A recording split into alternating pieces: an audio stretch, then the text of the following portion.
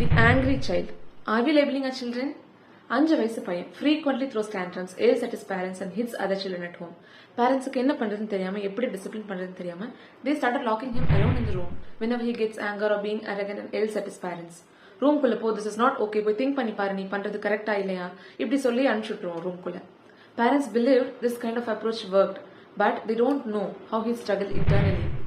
Room kulla ponadum, he started feeling bad about how his parents treated him, and he was angry about himself, thinking he is not good enough.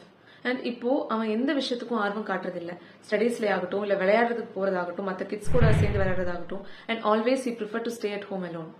And you know the saddest part, பேரண்ட்ஸுக்கு என்ன காரணம் கூட தெரியாம இருக்கும். என்ன பண்ணலாம், what could be done is acknowledge and validate their feelings. Just listen to them, and we have to breathe slowly and deeply and then explain to them anger is a problem, not them. Lastly, don't forget to hug and kiss them, which they need most. Happy parenting.